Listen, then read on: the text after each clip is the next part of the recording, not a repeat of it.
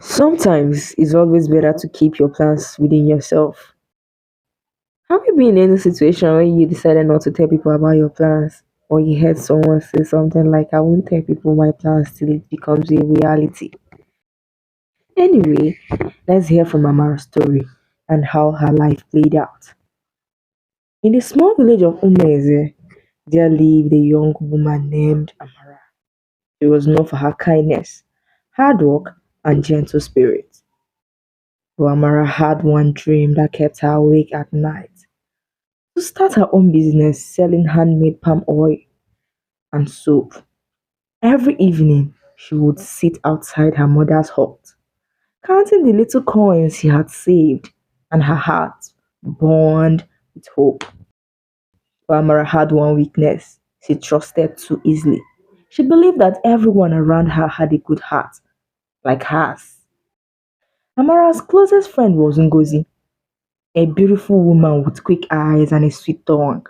Each time you see these two, they will always sing together, laughing, cooking, and sharing secrets.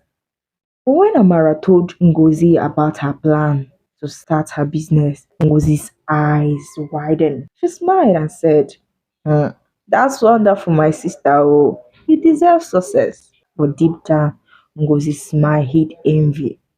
She couldn't stand the thought of Amara becoming more successful than her. That night, she told her cousin, "So Amara thinks she will shine brighter than me. Oh yeah, now, let's see how far her dream goes." A month later, Amara's dream began to take shape. She bought her first set of palm fruits and started producing her oil. The whole village praised her determination. She danced with joy and told Ngozi, "When I make my first big sale, I'll open a small store by the market gate." Ngozi clapped her hands and hugged her tightly. But her eyes were cold. She had already started planning something else. Hmm, who knows? Early one morning, when Amara took her goods to the market, something strange happened. Her oil, which had been fresh and golden, suddenly turned black and thick, as if something had spoiled it overnight. The women in the market whispered, "Ah, maybe Amara is careless, so, or maybe her gods are not happy with her." So Amara cried bitterly. She couldn't understand what had gone wrong. She had done nothing wrong because she did everything right. She didn't know that Ngozi had gone to a local herbalist the night before just to close her friend's path, destroy Amara, her best friend. Broken and confused, Amara went to Mama Nwanyi, the oldest woman in the village, and the old woman looked at her and said, "My child, not everyone who smiles at you wishes you well. Even the snake smiles before it bites." Hmm. Amara wiped her tears and asked her, "Mama, what should I do?" Mama Nwanyi gave her a small calabash with white chalk and said, "When next you start something new, speak less. Let your plans grow roots before you let others see the leaves." Amara decided to start again. This time around, she sold some of her clothes to raise money. Also, she told no one, not even Ngozi, her best friend. She worked quietly at night and stored her products in a neighbor's hut. Slowly, things began to move well again. Her oil became the most sought after in the market. People started calling her Amara, the strong one. One evening, Ngozi heard from a market woman that Amara's business was booming again. Rage filled her heart. She asked, "How? How is she shining again after everything I did?" She hissed. That night, she followed Amara secretly and saw her carrying palm oil to the neighbor's hut. She laughed wickedly and whispered, "So, this is where you hide your success. Let's see how you smile tomorrow." She planned to ruin Amara once more.